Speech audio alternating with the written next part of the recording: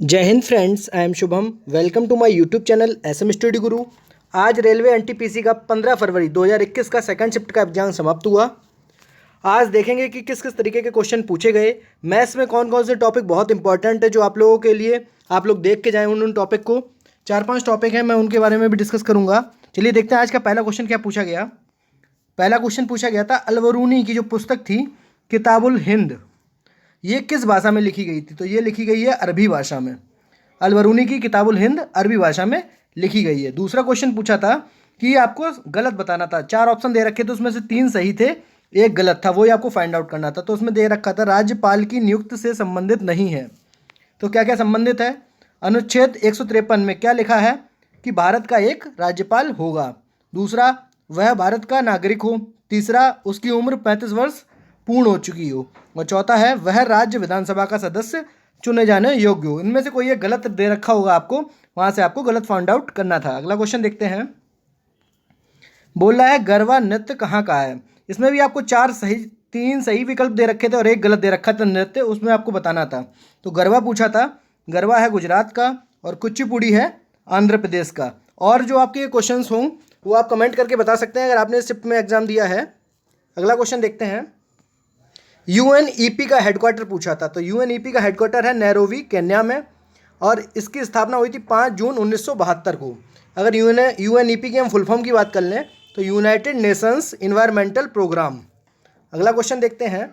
गांधीनगर कहाँ पे है? गुजरात में है। तो शिलोंग कहाँ पे है? मेघालय में। ये रीजनिंग में मेरे हिसाब से क्वेश्चन पूछा गया होगा। अगला क्वेश्चन था स्टार्टअप इंडिया जो है वो कब लॉन्च की गई थी? तो वो लॉन्च की गई थी 5 अप्रैल 2016 को। अगला क्वेश्चन देखते हैं क्या पूछा गया था। तो यूनिसेफ का मुख्यालय, यूनिसेफ की स्थापना पूछी गई थी 11 दिसंबर 1946 को। इसका हेडक्वार्टर है न्यूयॉर्क में और इसकी फुल फॉर्म की बात करें तो United Nations internationals children's emergency fund. अगला क्वेश्चन जो पूछा गया था रत्नावली किसकी रचना है? तो रत्नावली जो रचना है वो है हर्षवर्धन की। ये रिपीटेड क्वेश्चन है, ये सारे लगभग इसमें इस वाले शिफ्ट में 20 क्वेश्चन रिपीट किए गए हैं। और इस बार एक और चीज़ देखने को मिली है, करंट अफेयर के 6 से 7 क्वेश्चन को देखने को मिले हैं। तो फिर रिपीट कर रहा है करंट अफेयर, अब पूछने लगा है।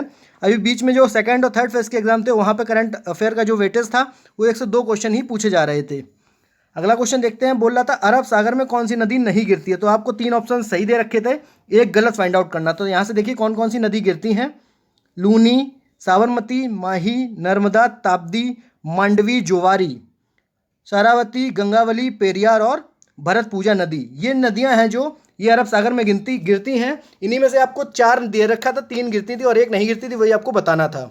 अगला क्वेश्चन था 31 अक्टूबर 2019 को अनुच्छेद 370 इसमें हटाने के बाद जम्मू कश्मीर और लद्दाख को 2 यूनियन टेरिटरी में विभाजित कर दिया गया था। तो 370 से रिलेटेड पूछा था, ये किससे संबंधित है। अगला क्वेश्चन पूछा था सबसे ज़्यादा समय तक मुख्यमंत्री कौन रहा है? तो पवन चामलिंग।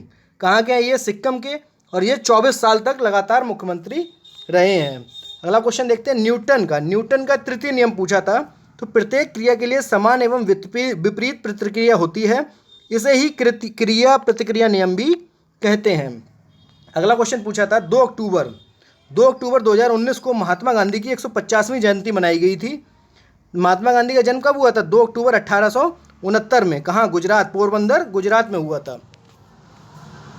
अगर बात करें रीजनिंग पोर्शन की, तो रीजनिंग पहले की जैसी ही मॉडरेट और इजी टू मॉडरेट पूछी जा रही है। अगर बात करें मैथ्स सेक्शन की, तो मैथ्स में आपको 5 से 6 टॉपिक जो मैं बता रहा हूँ वो देख के जाने हैं। पहला चैप्टर जो हो गया टाइम एंड वर्क का, दूसरा CISI, तीसरा LCM SCF, चौथा परसेंटेज, 5वां प्रॉफिट लॉस और DI। इन 6 चैप्टर से आपको लगभग 20 से 25 क्वेश्चन देखने को मिलेंगे। चलिए फिर मिलते हैं अगले वीडियो में। Thank you for watching this video.